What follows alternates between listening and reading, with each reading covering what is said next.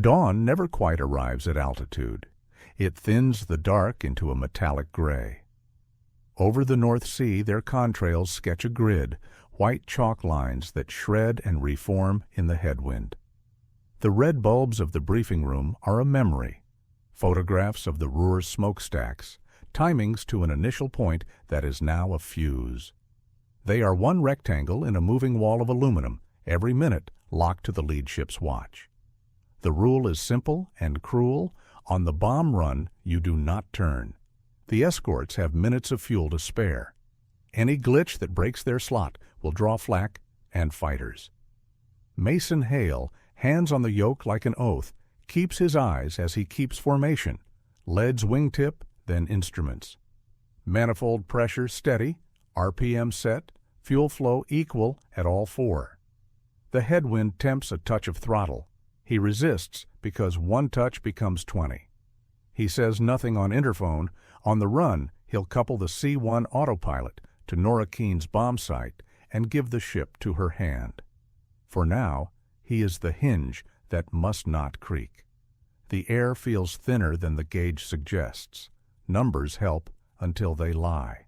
Leo Bracken is aft, the radio man who learned to carry noise like weight on his shoulders. Oscillograph needles quiet, command frequency clipped and disciplined, coded bursts he translates into a choreography he can't see. His other chore is less glamorous. Cycle the aft hatch before the cold climbs higher. A misseated latch turns men into statues. The cabin isn't pressurized, just patched with pockets of warmth. They count until the IP, when warmth stops being anything. He looks at his gloves and remembers the reminder. Elements in heated mitts fail when you need them, so be ready with leather and nerve. Enoch Vale stands under the top turret, attention tuned to engine note, the way some men hear lies. A bearing whispers in a tone shift. Vibration talks Morse to his bones. He drops from the turret, checks the vibration dampers, scans the oxygen lines, blue snakes along aluminum ribs. On the engineer's panel, needles are steady enough to make fear sound greedy, but he knows what shakes loose at 22,000 feet does not come back. Contrails shear sideways off wingtips. He thinks of air turning to ice crystals, the same conversion that happens to breath and blood if the sky enters a fuselage. Nora Keene rides the nose, world narrowed to a cone ahead of the ship. Ruhr photos folded under her leg like a talisman. Factory roofs turned to geometry waiting to be erased by timing. The Norden sits fussy and brilliant, a nautical instrument in a storm. She will keep it kind by keeping the platform steady. She trains her eye to crosshairs, drift wires, a clock that must agree with lead's pulse. The flaw is shared. Neither the site nor its operator permits chaos, and chaos is the currency here. Holland appears in cloud gaps, patchwork fields, river lines, and rails that are bones of the path ending at Essen. A pre-briefed dogleg will feed them into the IP with room for bombardiers to refine solutions before the command ship's toggles open racks. Hale holds spacing, 100 to 150 yards laterally, 50 to 75 feet vertically, because etiquette is survival in a house of cards with guns. Contrails blow through the cockpit and blur the horizon. The attitude indicator becomes the honest horizon until ice works on the static system and makes even that truth wobble. The first sign is a sound no one hears at first. There's already enough noise. Bracken unlatches the aft hatch to cycle it, a ritual to keep metal honest in the cold. The handle moves with syrupy reluctance. He works it, glove creaking. The cam over-centers the wrong way. The door comes up and does not come down. The latch sticks wide like a tongue on winter metal. A seam opens at the belly. The wind finds it like a knife finds a seam, shoving a river of air through the spine. The sound changes from deep-lung roar to a white scream. Everything on walls and in racks becomes a flag. Maps lift and slap.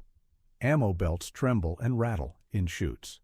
The men's breath becomes visible, dragged backward in a blade-straight line pointing to the jagged mouth of the error. Bracken recoils, grabs frame, plants a boot against a rib, finds his tether, and the interphone erupts in squeal as the throat mic fights a hurricane that wasn't there a second ago. He gets one word out before the air takes the rest. Hatch? Then something like, won't seat. Hale feels it the way a driver feels a wheel go light when a tire blows. The tail loses truth. The yoke changes weight as if a man climbed on the elevator and started dancing. The altimeter needle hunts not a dive, a search. VSI lags a beat behind what his inner ear screams. He corrects with the lightest touch. Speed in correction is the enemy. Formation discipline says no abrupt moves in the funnel toward the IP. He holds level while a shake develops with no engine signature. Buffeting, he tells Vale, calm by choice. To Keen, hold your solution. Vale registers the roar from the wrong vector. Not interturbo whine, not a duct leak. It is a whole aircraft proposition. Dirty, violent wash over the tailplane. He knows what turbulence does to static ports, those dime-sized holes feeding altimeter and VSI with pressure that must be smooth to be true. This airflow is sandpaper. The altimeter reads a hair high, while his spine says they're sagging into the lead's wake. If they sink, they sit in the flak presets dialed for the band below. He thumbs talk and cuts through the gale with one fact.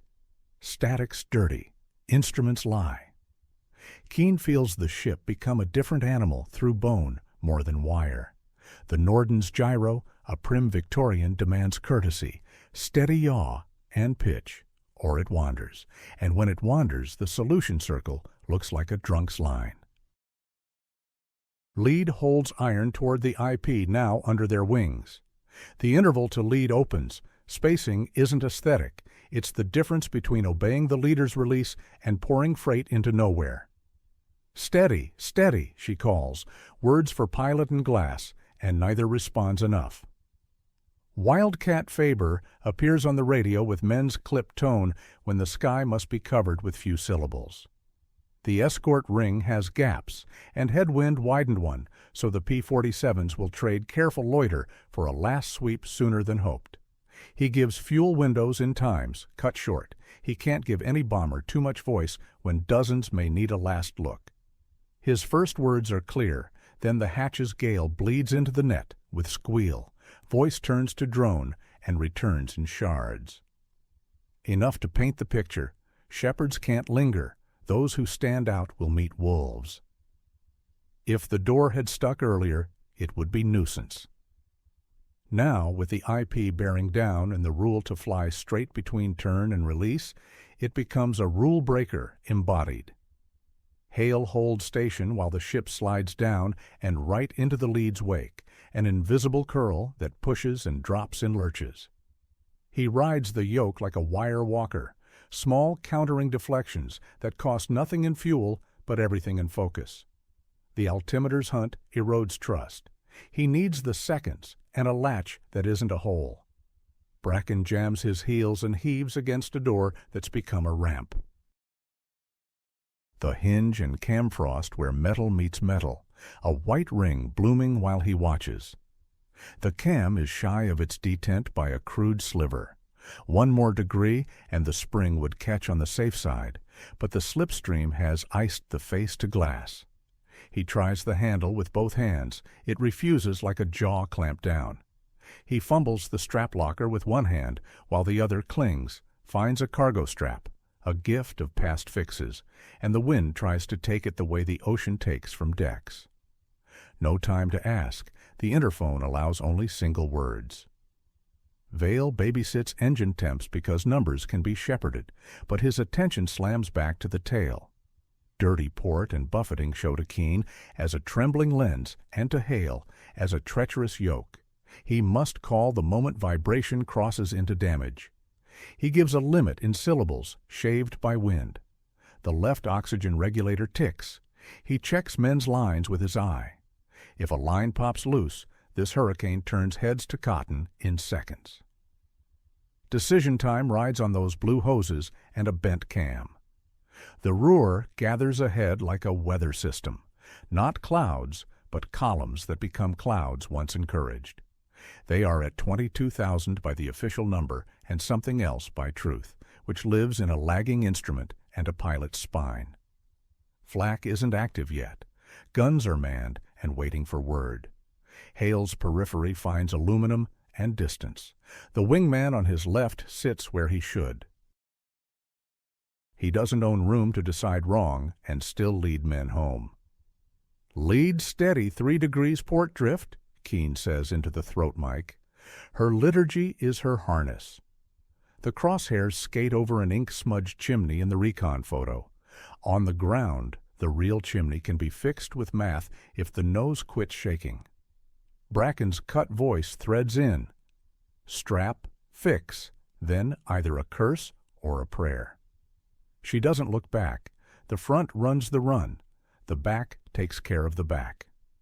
Bracken loops the strap through hatch frame and around the offending handle, makes a pulley in wind that turns knots into whips. He braces, finds his anchor, and feels his mitten snag on an unseen edge. Leather catches and holds. The next jerk sounds like paper tearing that is really hiding thread. Cold kisses a line across his fingers. He bares teeth and pulls because a man who knows radios knows latches. The cam will roll if his hand stays a hand long enough. The formation feels their slippage as a stretching elastic. Lead's wingtip creeps toward the windscreen's corner. Hale resists the urge to chase with throttle. He must give Keene steadiness, Vale gentleness, Bracken time. He inhales as if oxygen carries calm and sums the day. We're not late until we're dead. Make it quick. The ship shudders once, deeper, a threat and a clock. Aft and high at 5 o'clock, 2 specks grow tails and angles, 109s measuring, circling hawks, waiting for P-47s to call time and peel by fuel. Sunlight winks off canopies like cameras. Faber's voice returns, a smear on the net. "Bingo in 2, hold tight, stragglers call." Then breaks again into the wind's single noise. Hale, Vale, Keene know what it means, even if words are carved thin by air.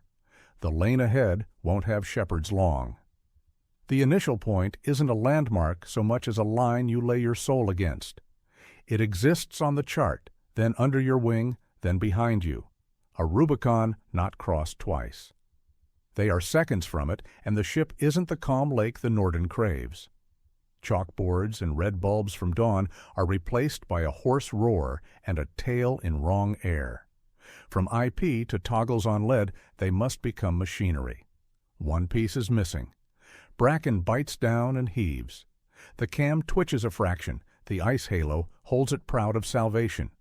The strap cuts into the back of his glove, and the tear widens with a soft finality, louder than wind. Cold slides into the mitten and curls around fingers with lethal insistence. Retreat crosses his mind and shatters. Staying is the only language they all share. His voice makes the interphone thin. Hale hears enough to translate plea into orders. No committee. The aircraft sags just below where flak gunners were told to aim. Clean geometry of yards and feet becomes the space where error breeds punishment. Vibration increasing, Vale says. Hale pairs it with a decision not to yank altitude because a snap will rip the group's tapestry and make their ship matter in a bad way. "Steady, steady," Keene counts, a drum. The IP bears down. The hatch screams. The nose wants to be a compass. Hold steady for the run, or fix the roaring hole that's shaking us apart. Choose now. The open hatch screams like a torn organ pipe, and the line of the initial point slides beneath their wings, a chalk mark across farmland where the cumulus breaks into islands. Hale flicks the C1 to couple, hands easing to let the Norden pull the yoke. "You have it," he says into the mask. The interphone fractures. Keene's "Steady, steady" arrives serrated. The bomber lurches low right of lead. Crisp chalk spacing becomes a guess through mist and contrails. A black column on the horizon, Essen stares like an unslept eye as they cross the point of no turn. Vale's voice scrapes through. Mechanic cadence forced clean. Static ports read false. Alt-high, sync real. VSI hunts and reverses like a hooked fish. The top turret gyro trembles under buffet. Oil temps hold, manifold pressure by rule, but the airframe's song has changed from humming tension to ragged hurt, each rib a fret. He wants a switch to kill the wrong note. There isn't one? He leans into the mic again. Tail and dirty wash. Don't chase the needle. Keen presses her eye to the cup. The sight's gyro pushes back, precessing. The solution loop refuses to lock. Stacks march left to right. Bounce. She calls corrections. Drift, to right, hold. And the delay on the line makes them stale by the time they reach Mason's hand. Tunnel vision keeps her from glancing up. Outside the circle is chaos. Inside is a target box that will allow one honest second. Aft, Bracken's breath saws the net. He threads the strap, checks the anchor eye, muscles the handle that skates under ice. He feels the go, don't go line in his palm, an edge meant to be felt only in warm hangars. The world shoves on his chest, oxygen hose chatters, maps lash his legs, cartridge belts chatter like teeth. He shifts a boot, finds purchase. His shoulder becomes a wedge. The metal smells like old grease in winter. High 5 o'clock, the dots fatten into angular birds. Canopies strobe. The sun makes them jewels. Faber's patrol clips the net one last time. Fuel bingo after target. Can't hang. Keep your lane. Hale answers with a click. His own voice sounds far, buried under the gale. He knows what their open door makes them. A marked thing. A loop of strap whips across Bracken's face. He clamps a mittened hand on the frozen handle. The glove gives under a sharp edge he can't see. The wind finds the weakness and picks at it. His foot skids on frost. Knee dents a bag that skates into the bulkhead. The strap hums with tension through his sleeve. The bomber drops an inch, then 2. The deck bucks. Words saw into his ear. Steady. Sink. 5 o'clock. Hold. Then are taken. The glove rips. A soft snick under an ocean of noise, but to Bracken it is the loudest thing in the world. The mitten opens, and the wind takes the lining. Fingers go blue-white in a breath. Pain stabs, then vanishes into a numb that tells him damage outruns warning. He bares his teeth and hooks 3 bare fingers around the serrated cam, gripping a winter night that will take a piece of him with it. Vale steadies his right hand on the turret grip and talks himself into calm. 4 green, 2 hot within. Manifold set. Sync. Real. Gauges lying. The port's disturbed flow explains VSI drift. The hatch's gale corrupts elevator feel. The tailplane lives in dirty air. He wants to say, break or jettison. The bomb run protocol is a wire through all of them. Hold power, he orders, voice flat. No spikes on the run. Hale hears Vale and Keen, her voice thinned and clipped. Steady, steady, right a hair. The C-1 wants a smooth world. It averages chaos. He wants to kill it and fly by touch. Horizon, clean and cruel. Ruhr, haze, smeared mid-distance. Somewhere down there, flak crews are dialing higher, not for the formation, but for him. He holds station with a ghost of where he should be, a chessboard sliding under the nose. The fighters ease to the side, patient hawks waiting at the edge of black puffs ahead. Bracken sees only metal biting flesh and a strap that wants to spin him into the door. He braces a boot inside the frame, body a wedge in a tunnel of air, and hauls. The cam doesn't move. Ice under the detent will not crack. He drags in a breath of needles. His chest refuses to expand like he's inhaling glass.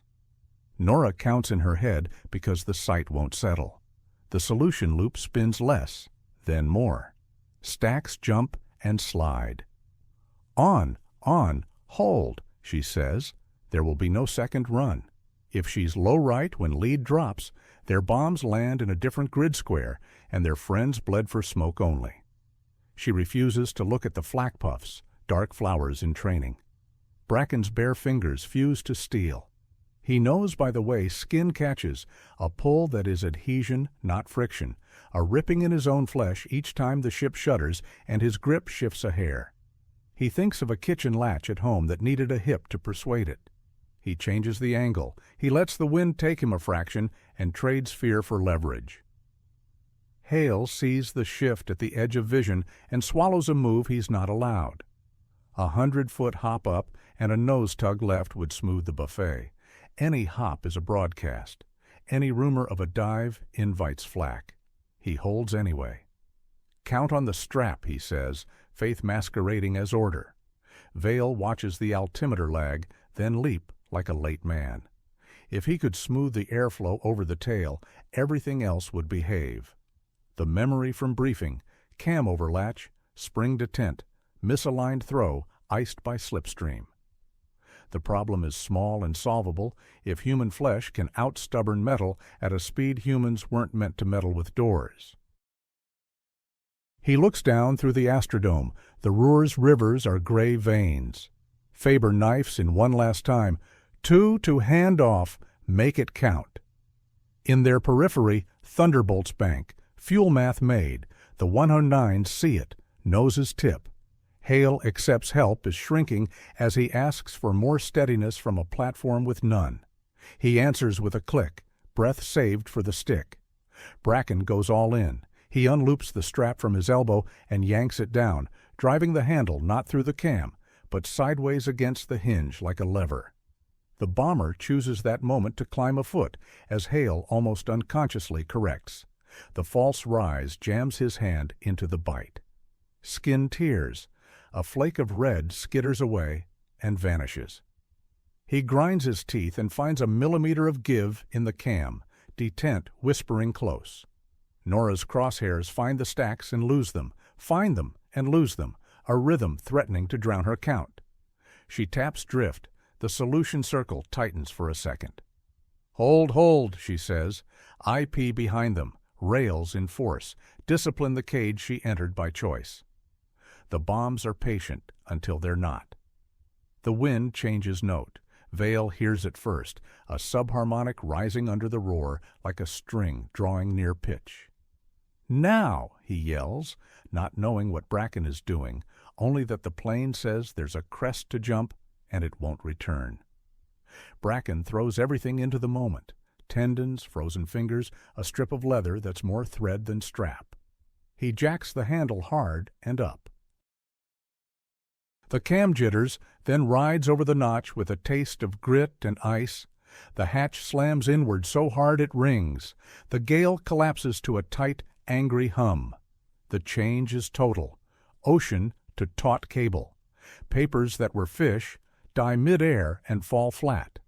He knows what he bought, a piece of his hand for a platform. Elevator feel returns to Hale like a fish quitting its death thrash. The yoke steadies, the C1 grips, the plane obeys. The altimeter stops hunting and walks tick marks as if it believes again. He eases the climb, breathes, and threads them back under lead's contrail, a line a man can follow. In the nose, the sight settles as if cupped. Crosshairs pick the stack and stay. The loop grinds down. The arming light steadies. Keene's voice is her own again.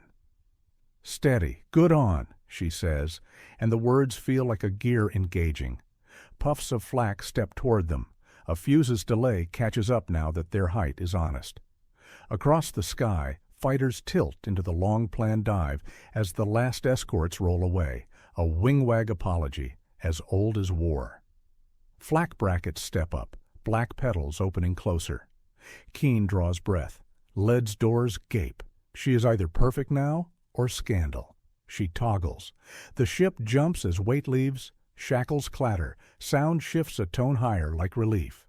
2 109s break into their lane, one high, one slightly low, bracket from another universe. Vail's tracers stitch a red fence and fall under wind. Right waist answers with a stutter. One thunderbolt flashes through the edge of vision, that mower sound only P-47s make. On the air, one slash, then go. Good luck, Faber says, and is gone to guard the living tail. Hale nudges power up in measured surge. No spikes, eases pitch to claw back into the band where a formation is shield and not silhouette. The altimeter, now honest, tells a low truth. 200 feet beneath flankers, flak setters cranking them into reach. "Easy, she'll take it," Vale says. A hot oil smell sneaks in as number 3 coughs once, sulks, then smooths. A cough is a note you don't forget. Flak walks up with a mathematician's grace. A burst close off port wing, fragments whisper against aluminum skin like gravel thrown from a fist. Vale calls hits and sees none, then sees fighters larger, 10 seconds out, and escorts already banking home. For a breath they are alone, the way bombers are when the money's on the table. Hale holds course until the drop frees them. Then he peels a careful hair toward cover, sin in formation balanced against survival. Bracken collapses in the hatch's shadow and cradles his hand to his belly. The fingers are white, stone white, and won't obey. He can't feel skin or blood. The strap's frayed edge that saved him vibrates soft as a wire. He kicks the latch handle with his boot. Metal answers with a satisfied thunk. He keys the mic with his other hand, the whole ship narrowed to the word he has. "Shut." Vale swings the turret to 5 o'clock and gets his first clean look at the pair, angles solid, sunlight sharp. He waits until their wing root flashes, then short bursts lead right in front of nose. Not early, not late. Tracers meet tracers. Their line kinks. The pair rake under tail and vanish. Fuel clocks dictating ethics. He checks ammo and saves what's left. Egress is still a book to read. Mason slides them back into the lane they lost, deliberate fractions that put them under a brother's scissor and into another gunner's arc. Contrails tear and mend overhead as the jet stream's hand toys with them. The formation becomes one thing again, their gap a wound that heals. Vale recites airspeeds and temperature deltas, a litany hiding prayer. The Ruhr blooms behind, smoke lifting a long gray ribbon toward the stratosphere. Flak thins by the mile, guns are businessmen, budgets are real, thunder shifts to new profit. Hale pays the target and turns to pay his crew. He announces a shallow turn to the egress line. His voice steadies as if it can lend steadiness back. Nora peels her face from the glass, a pale ring on skin. Only when she sees her hands does she notice the shake. She touches the pocked plexiglass, freckles from near hits, tiny honest stars. Radio quiet deceives. Bracken hears layered HF chatter, call signs, fuel states, confirmations that planes fall from plans as often as sky. He keys and reads their position into agreed code. Faber cuts in one last time. 2 low contacts on egress. Keep speed. Don't be interesting. Bracken's mouth grins. His hand won't follow. He crams the blue fingers into heater air until knuckles sting with living. He files the lie he'll tell medics. Didn't notice. Vale babies number 3's sulk. A hair of cowl flap opens. Cylinder heads drift to blue from red whisper. Manifold needle creeps if he asks too much. He thinks of a pump bled too quickly last check, pushes that thought behind glass with the other what-ifs. He cycles the turret. In a slice of view, he catches the latch scar. Bent, chewed, seated, and understands more cleanly than anyone. The door was their entire morning. Egress is long arithmetic, miles and minutes, 1,000 small numbers you carry, so none drop. Hale holds right lane, flicks corners, guesses where wake will kick, where lift will lend. The nose dips and rises over honest air, not the fake waves they rode with the door open. With each measured trim turn, the sky feels less like a fist and more like a palm with lines they can read. To their right, a fortress peers in. A mitten lifts and makes a circle. Good. It means we saw. It means you're still here. Nora transmits bomb status to lead, numbers and codes and distances, and hopes he hears this inside it. We did not waste your risk. She looks down once. Smoke threads away. a signature someone will see even when they are drinking weak coffee across a channel. Holland slides beneath like a map instead of a place that shoots. The sky loosens. Wildcat Squadron is a rumor behind, traded for others who snack on altitude like gulls. The world returns to lanes and levels. Hale drops his shoulders enough to learn they were high.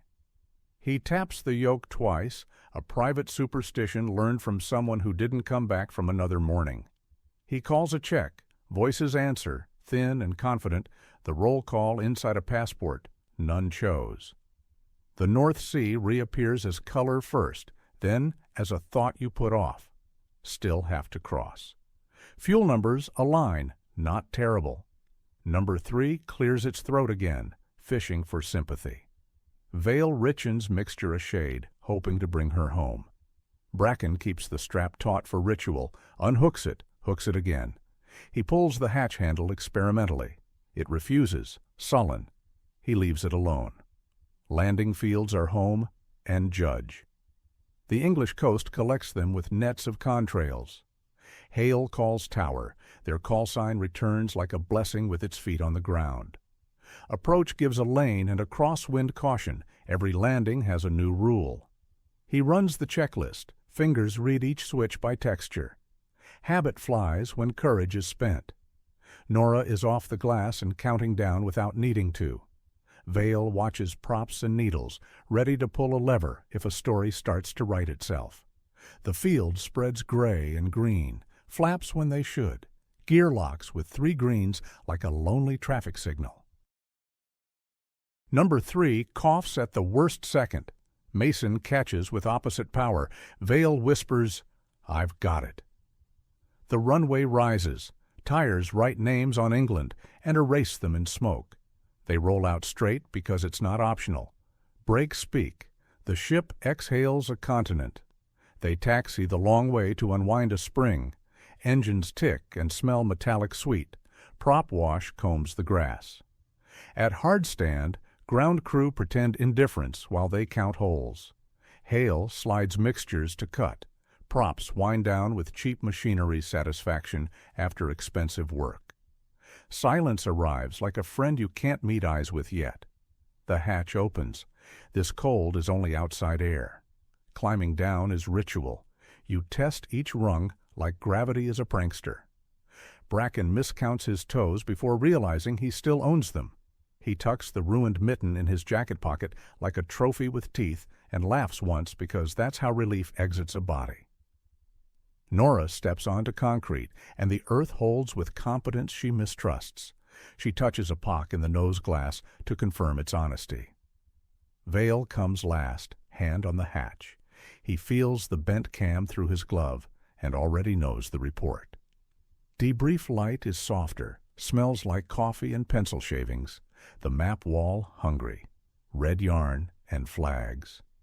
The intel officer wears a face that will later teach students how to pay attention. They sit, rough-faced, pale-nosed, mask marks fading toward human. Hale talks first because he must. Hatch jammed open at IP, pressure dump, tail plume, static corrupted, VSI lag, buffet, Norden wandering. He lays the morning like parts on a counter. He sets the piece that turns story into evidence. The bent latch cam over profile chewed and iced, spring detent slack, a small omission that grew to sky size. The maintenance chief runs a thumb along the curve, stops at the step that didn't step, nods like he's been waiting. Intel notes triangles, latch misaligned pre-flight, aft opening icing vector, static ports corrupted by turbulent plume, VSI lag, drift below preset flak. Result: guns corrected. He circles 2 words: line inspect. Bracken rests bandaged hand beside the cam and tells it like it happened to a stranger. Strap, hinge, mitt, bite, blue, slam.